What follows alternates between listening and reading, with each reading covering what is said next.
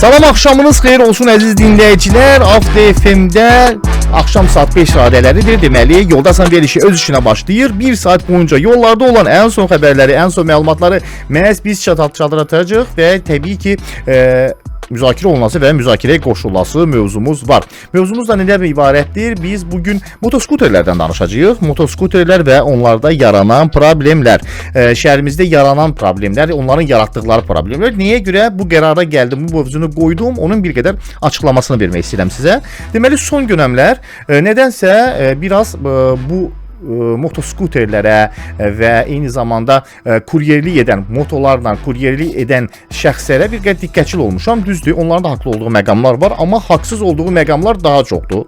Daha çox üstəliyir və şəhərdə bir sıra yollarda necə gəldi, avtomobilini idarə edirlər. Demək olar ki, dönmə işıqları quraşdırılmayıb, heç birində dönmə və manevr etmə qaydalarına əməl etmə söhbəti yoxdur. Dairələrə belə qanunsuz şəkildə, yəni yol hərəkəti qanunun tələb etdiyi şəkildə girmirlər. Keçən səfər hətta biri gözümün qarşısında bir qəza baş verdi. Deməli, dairə şəklində keçmək əvəzinə dairəni birbaşa keçdi. Birbaşa keçdi və dairədən dönən avtomobilə birbaşa sözün əsl mənasında girdi. Bu da baş verdi qəza. Deməli, burada istənilən halda sabahları həmən kuryerə nəsə olsaydı, bir mənalı olaraq sürücünü günahlandıracaqdılar. Amma sürücü dairəsindədir. Sürücü, yəni sən dairənin əksinə olan istiqamətdən gələn avtomobil nəqliyyatı görmürsən axı. Söhbət ondan gedir. Məhz bu səbəbdən mövzumuzu bugün belə qoymuşam ki, siz şəhərdə hərəkət edən motokuryerlər, motosürücülərlə bağlı nə fikirləşirsiniz? Onlar düzgünmü hərəkət edirlər və yaxud hansı hərəkətlərindən narazısınız? Gəlin bu barədə danışaq bu günləri.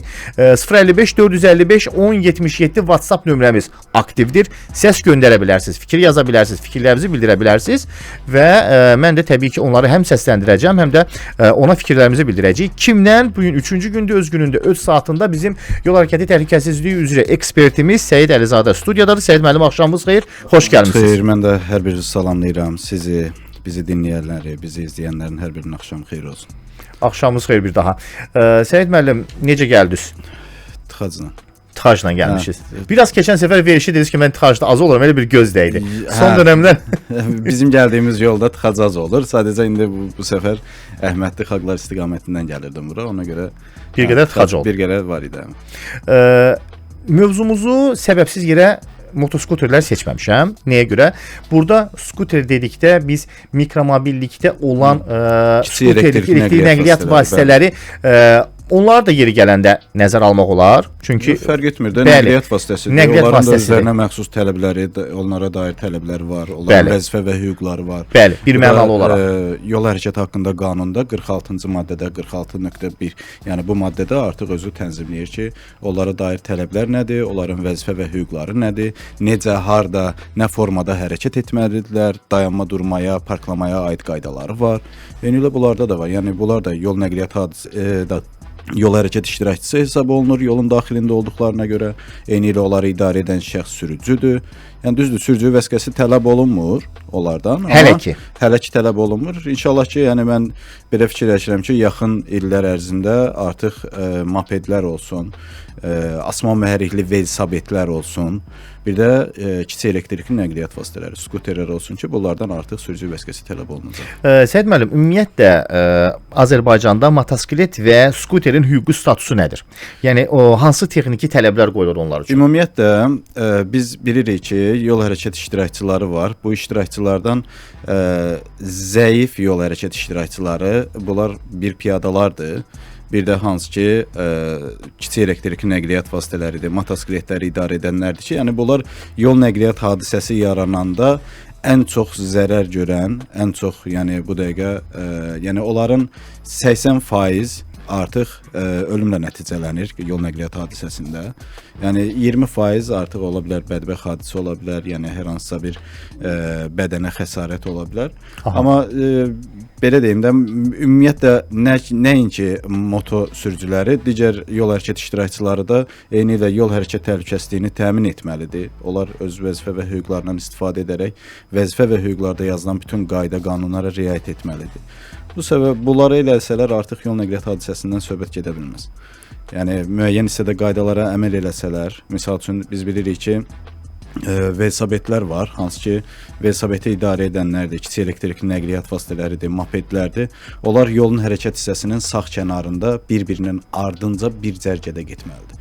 Mən burada artıq indi siz də görmüsünüz, hətta keçən səfər də bir Bəli, görüntü videoda, var. Görüntü də var. Yəni orada 3 dənə velosipedçi hərəkət eləyir, bir-birindən danışa-danışa yan-bayan gedirlər, yəni hərəkət zamanı.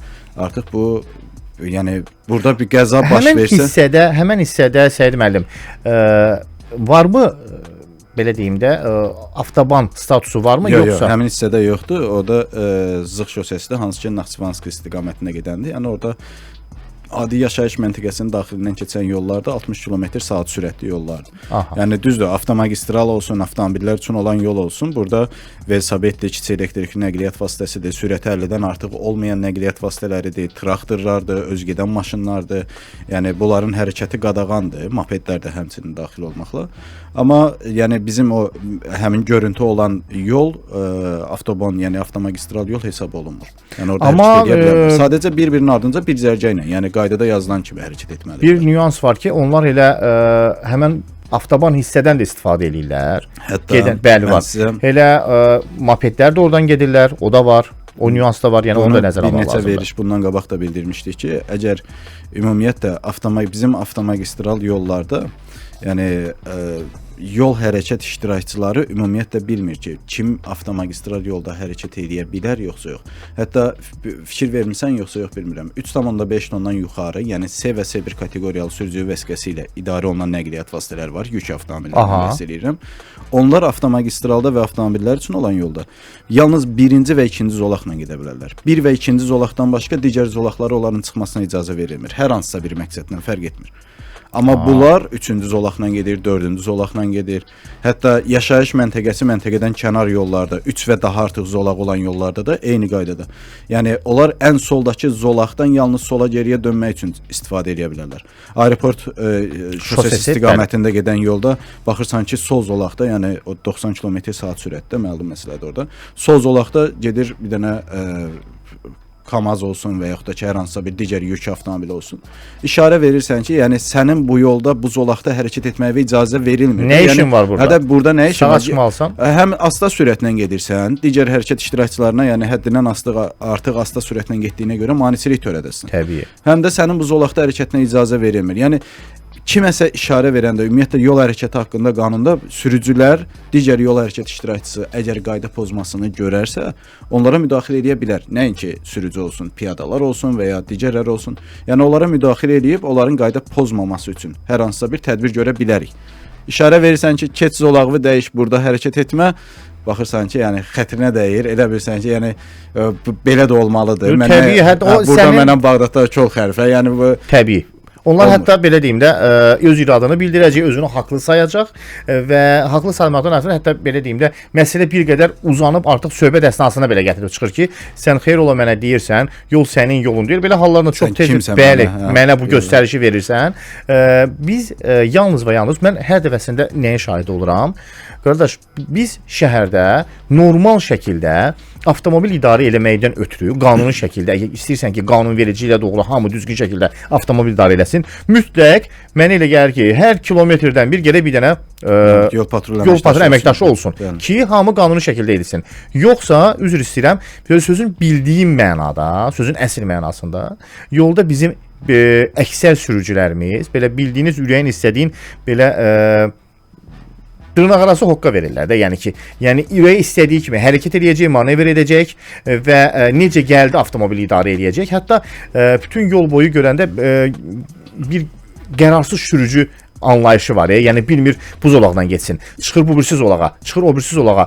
Gəlib yanında dayanırsan, deyirsən, qardaş nə olub? Qardaş mən tələsirəm, qardaş tələsirsən, bildiyi də, yəni sən tələssən belə, bu yol artıq bu vəziyyətdədir də, sən nə iş görürsən? Amma bir nüans da var ki, üzr istəyirəm, o elə tez-tez manevr qaydalarını pozmaqla ara işləyən sürücünün özü də belə qanun pozuntusu sayılır. Əlbəttə, bəli. Bir mənalı olaraq qanun pozuntusu sayılır, amma ki çox təəssüflər olsun ki, bizdə nətərdir vəziyyət?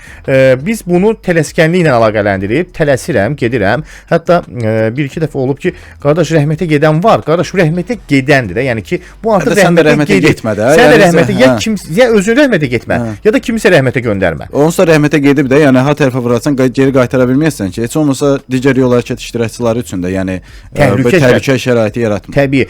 Ona görə də bu ayrı bir söhbətdir və bizim bugünkü mövzumuz ki, biz bugün motoskuter və moped sürücülərinin uyğun olmayan hərəkətlərindən danışırıq. Bəli, mən hətta keçən həftənin 5-ci günü biz şəhərdə çəkilişdə idik və həmən çəkiliş müddətində ilahi nə qədər motoskuter, moped sürücüləri qayda pozaraq hərəkət edirlər.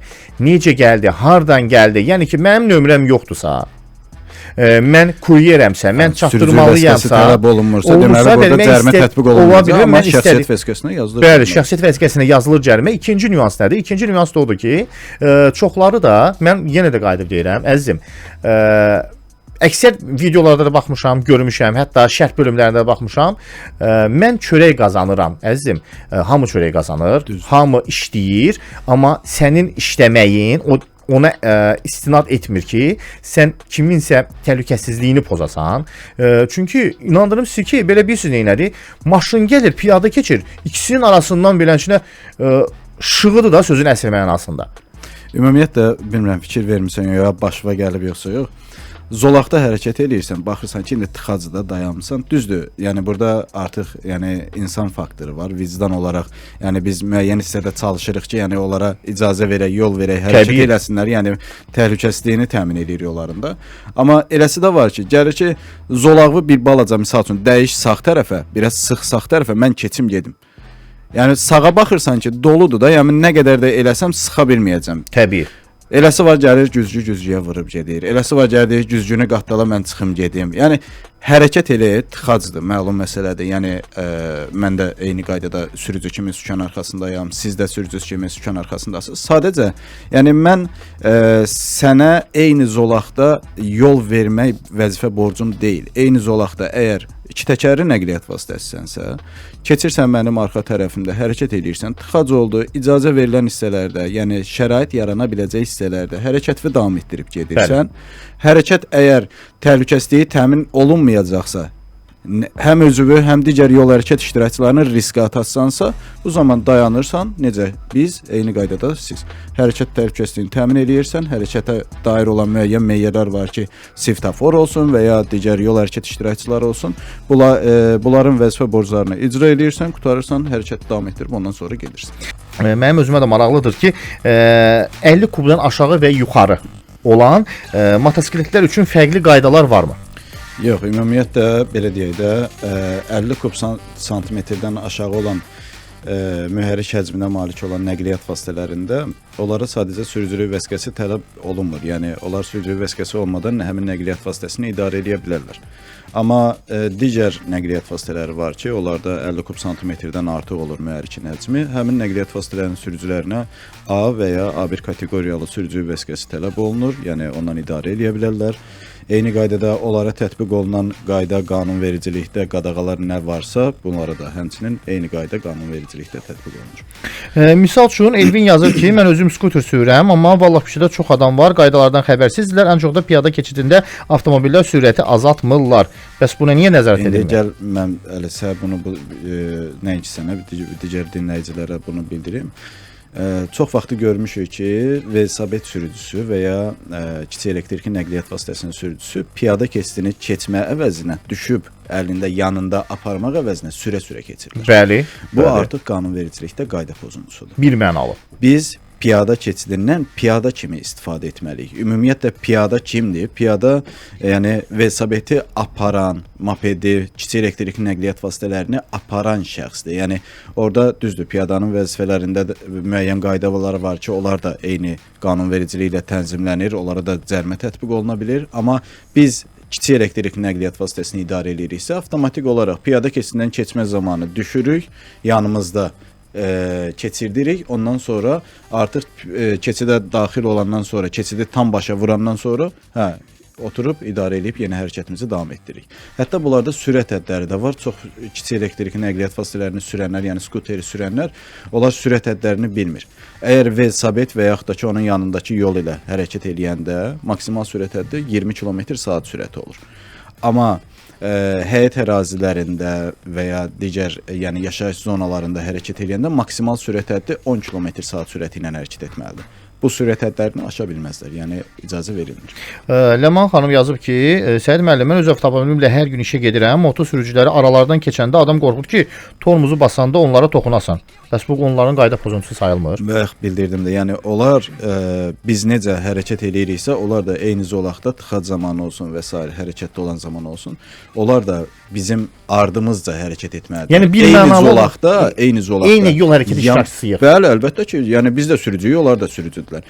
Yəni eyni zolaqda bir-birinin ardınca hərəkət etməlidirlər. Eyni zolaqda bir avtomobil, bir kiçik elektrikli, bir avtomobil, bir moto buna icazə verilmir. Yəni bu artıq qanunvericilikdə qayda pozuntusu kimi hesab olunur. Yəni yeganə nəqliyyat vasitəsi yan qoşqusuz iki təkərli motosikletlərdir ki, onlar bir-birinin yanında, yəni bir zərgədə eyni zolağın içərisində hərəkət edə bilərlər yan-bayan. Amma moped, kiçik elektrikli nəqliyyat vasitələri, skuterlər, velosipedçilər, asma mərili velosipedlər bir-birinin ardınca bir zərgə ilə getməlidir. Onlara icazə verilmir yan-bayan getməyə. Ramil bəy yazıb ki, salam, xahiş edirəm, Hövsan qəsəbəsində dayan düşür məntəqələrinin, nöqtələrinin təşkil olunması ilə bağlı fikirlərinizi də bildirəsiniz.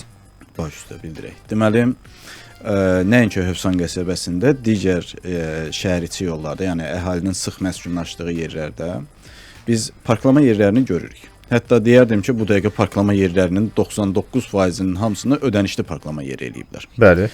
Və bu parklama yerində də ümumiyyətlə nəqliyyat vasitəsinin dayanması qayda pozuntusu deyil. Yəni dayanmasına icazə verilir. Dayanma nədir? Sərnişini mindirib, düşürdüb, yükləyib boşaltmaq üçün zəruri olan vaxt ərzində avtomobilin hərəkətsiz vəziyyətə gətirilməsi.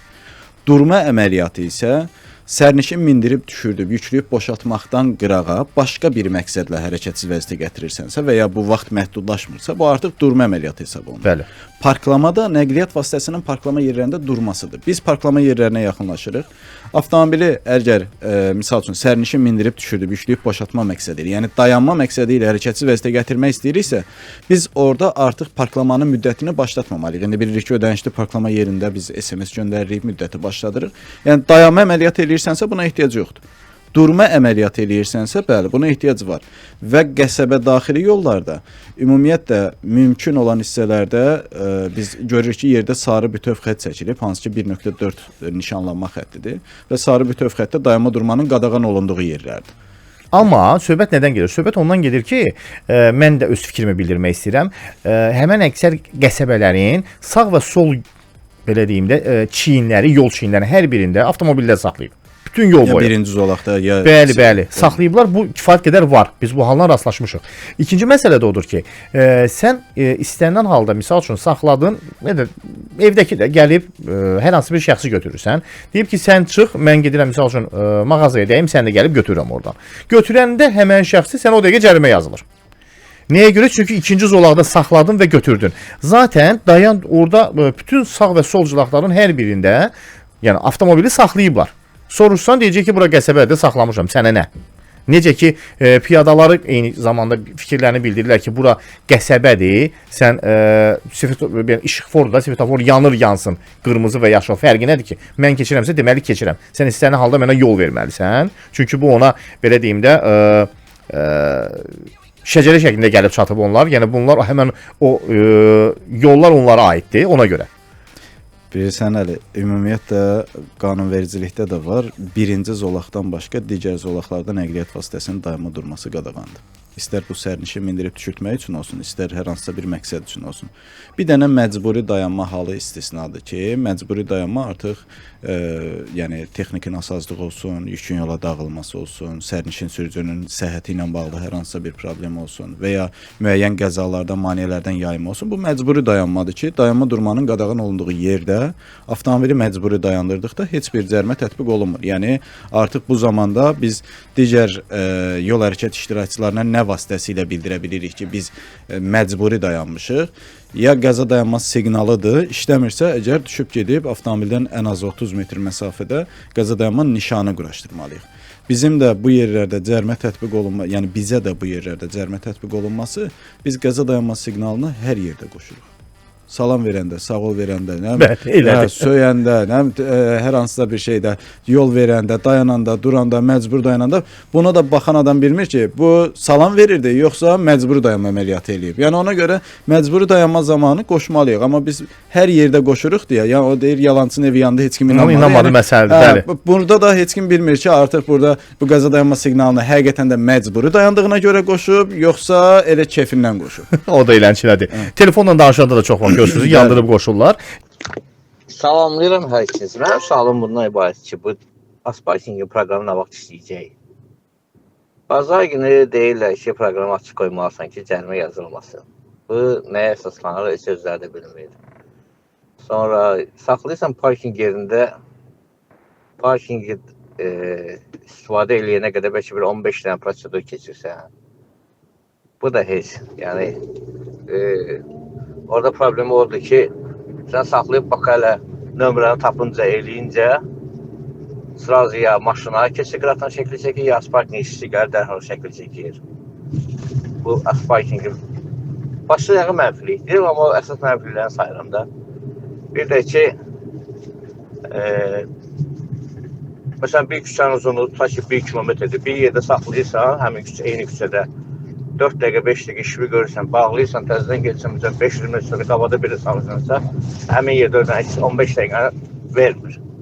Dərhal pullu istəyir. Bu nə dərəcədə məntiqlidir?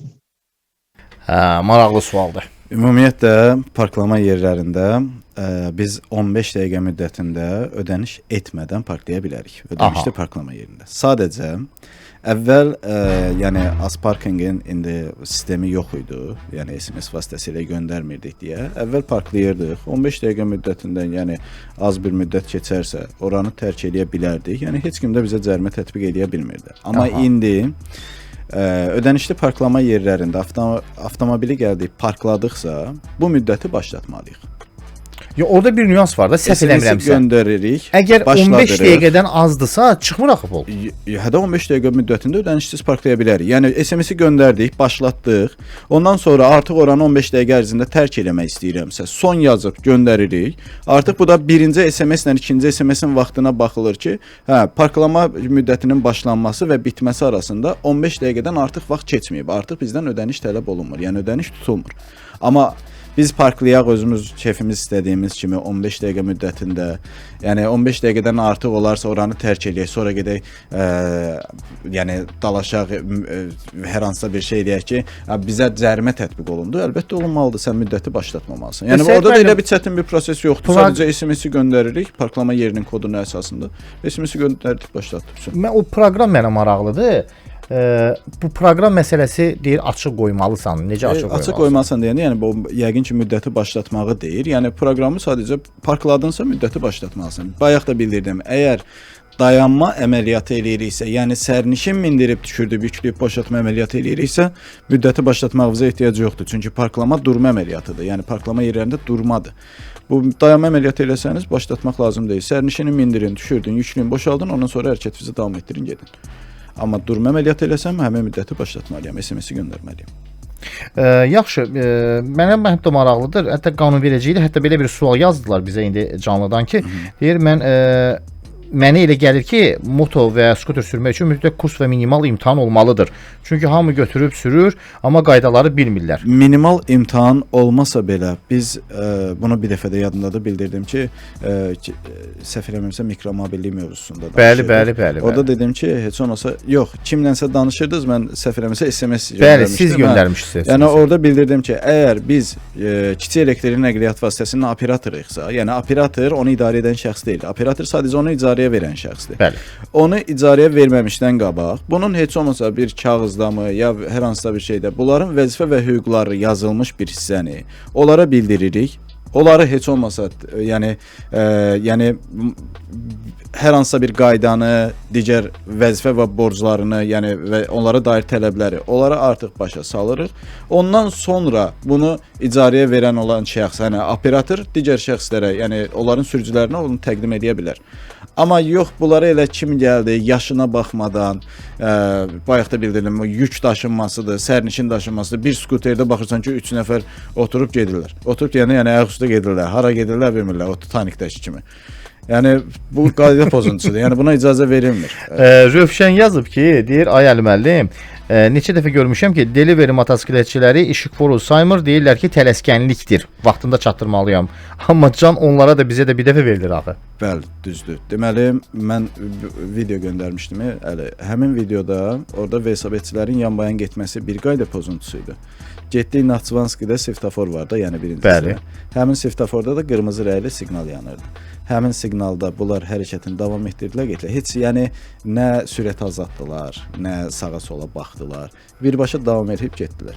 Yəni o qırmızı ümumiyyətlə yol patrul əməkdaşlarına mən buradan da müraciət edib xahiş edirəm ki, digər sürücülər, yəni avtomobil arxasında oturan sürücülər necə ki qayda əsasında, qayda pozuntusu əsasında biz cərimələrini tətbiq eləyiriksə, eyni qaydada skuter, velosiped və digər moto sürücülərinə də eyni cərimələr tətbiq olunsun. Çünki onlar qayda pozmaqdan çəkinmirsə, digər yol hərəkət iştirakçılarını da riskə atır. Hansı ki avtomobillər olsun, digər piyadalar olsun. Yəni burada da onlar çəkinmirlərsə cərimə yazmaqda çəkinməyə ehtiyac yoxdur. Bəli, çəkinmirlərsə, yəni qayda pozmadan çəkinmirlərsə, onlar da cərimə yazmaqdan çəkinməyə ehtiyac yoxdur. Salam Əli bəy, fikrimcə motosikletlər üçün ayrıca zolaq da olmalıdır, çünki həm bizi, həm də özlərini onlar riskə atırlar. Nöqtələrdir yazan. Ümumiyyətlə kiçik elektrik nəqliyyat vasitələri velosiped zolağı olduğu halda onun yanındakı zolaqla hərəkət etməməlidir. Əgər velosiped zolağı yoxdursa, onlar üçün nəzərdə tutulan zolaq yoxdursa, onların səkidə hərəkət etməyinə icazə verilmir. Səki piyada üçündür. Onlar da piyada sayılmır. Onda yolun hərəkət hissəsinin sağ kənarı ilə bir-birinin ardınca bir cərgə ilə hərəkətini davam etdirib gedə bilərlər. Hər vaxtınız xeyir olsun Əli müəllim, qonağına salamlayıram. Hər vaxtınız xeyir olsun Hüseyn bəy. Mən bu haqda yazmışdım bir dəfə. Yenə də təkrarlamaq istəyirdim. Bu aeroport yolunda da və yaxud başqa bir prospektlərdə də, istəyir Moskva prospekti olsun, Ziyabunyadov olsun, orada da zolaqlar olsa, yəni sırf o zolağa avtobus zolağı var da orada. Yəni həmin zolağa ya motosiklet və yaxud da velosiped, skuter bunlar da girə bilsə yaxşı olardı. Çünki yəni belə çox çətindir. Yəni belə aralarla mən motosiklet sürmürəm, amma bilirəm ki, onlara da çətindir. Çox sağ olun Hüseyn bəy. Səlim müəllim buyurun. Avtobus zolağında onsuz da, yəni iki təkərli nəqliyyat vasitələridir, skuterlərdir, velosipedçilər də onlar avtobus zolağında hərəkət edə bilərlər. Yəni bunların icazəsi var. Cərimə yoxdur onlara görə. Yəni motoskuter Hətta skuterlər olsun, velosipedçilər olsun. Yəni düzdür, ümumi istifadəli nəqliyyat vasitələrini, yəni avtobuslara maneçilik törətməmək şərti ilə hərəkət edə bilərlər. Söhbət 50 kubdan aşağıdan gedir, yoxsa misal fərq eləmir. Yəni 50 kubdan aşağı olsun, yuxarı 150 kublu bir belə deyim də nəqliyyat vasitəsidir, amma onun hərəkət edə bilər. Axı onlara avtobus zolağına girməyə görə iki təkərli yan qoşqusuz nəqliyyat vasitələrinin avtobus zolağında hərəkətinə heç bir qadağa yoxdur. Yəni onlar avtobus zolağında hərəkət edə bilərlər. Bunların icazəsi var. İcazəsi var onların. Çünki mən elə bilirdim ki, aşağı 50 kubdan aşağı olanları da, 50 kubdan yuxarı olanlar ora girsə cərimə olunur. Avtobus zolağında da bu yazılıb ki, yəni qeyd etdiyim iki təkərli yan qoşqusuz motosikletlərdir, kiçik elektrikli nəqliyyat vasitələri, velosipedlər istisna olmaqla digər nəqliyyat vasitələri avtobus zolağından cəmi iki məqsədlə istifadə edə bilər. Yəni bir o zolağa girib sağa dönmə məqsədi ilə, bir də həmin zolağa girib ümumi istifadəli nəqliyyat vasitələrinə maneçilik törətməmək şərti ilə. Hətta qırıq xətt tərəfdən ayrılıbsa, sərnişin mindirib düşürdə bilər. Amma nə yükləyib boşaltma, nə durma əməliyyatı buna icazə verilmir. Əlavə olaraq qaydalar əsasında da avtobus zolağında məcburi dayana bilərik. Sağa dönmə əməliyyatı zamanı birinci avtobus zolağına daxil olub, sonra digər zolaqlara keçid eləyə bilərik. Yəni buna icazə var. Əli müəllim, motosikletlərin səs-küy problemi də var. Gecə saat 1-2-də elə sürürlər ki, bina ayağa qalxır. Bunun bir normativi varmı? Ümumiyyətlə bu konstruksiyadan asılı olan bir şeydir, amma əlavə olaraq müəyyən qurğular, cihazlar var ki, onlara səs boğucular var ki, quraşdırılması artıq yəni dövlət standartlarının icazə verdiyi müəyyən meyarlar var ki, o əsasda quraşdırmağa icazə var. Amma yox, özündən yəni gedib o hansı ki qazançanı deşdirib müəyyən hər hansısa bir hərəkətlər eləyib o üstündə və ağlımıza gəlməyən indi müəyyən hissələr Bəli, var. bəli, Yəni bəli. onu eləmək artıq qayda pozuntusudur. Yəni bu istismara qadağa Yəni normalda səs-küy çünki 1-2-də böyük səs verib qaz verməyin bir mənası yoxdur da, bilmirəm. Motosiklet olsa belə Mənası yoxdur, hər amma şey qoyuram elə bırağa, yəni sürücülər var ki, insaniyyətlikdən yəni- söhbət gedir də. sürücü var ki, ona xoş gəlir də, yəni onu eləmək. Gecə Amma saat 2-də. bəli, əhalinin dincliyini pozmaq olmaz. Və mən skuter sürdüm, 2 dəfə qəza vəziyyəti yaşamışam. Səbəbi də avtomobillər yox, elə digər Skuter. moped sürücülərinin məsuliyyətsizliyi olub. Bayaq dedim də, Yəni onlar- bir-birlərini yol verməmək, bir-birlərinə anlaşa bilməməsi. bəli. Çünki əslində bu normal olan bir şeydir. Nəyə görə? Nəzərə alsaq ki, bizim avtomobil sürücüləri bir-birlərinə uzlaşa bilmirlər. Normal şəkildə manevr hərəkəti yolunu davam edə bilmirlər. Nəyə ki, Piyadalar bir-birinə yola getmirlər. qaldı ki, moped sürücüləri olsun. Minnətdaram Səid müəllim, təşəkkür Təşəkkür edirəm, edirəm. var olasınız. Gecəniz xeyirə qalsın. Xeyrə qarşı və əziz dinləyicilərimiz və izləyicilərimiz, hər birinizə minnətdaram. Səs göndərən, yazan, fikirlərini bildirən, canlıda və avtomobildə, radioda, işdə bizi dinləyən hər kəsə təşəkkür edirəm ki, belə aktiv şəkildə bizim verişimizdə iştirak elədiniz və son olaraq ancaq bunu bildirə bilərəm. Özünüzdən müğayət olun, çalışın. Yol hərəkəti qaydalarını pozmayın ki, cərimələnməyəsiniz. Salamat qalın.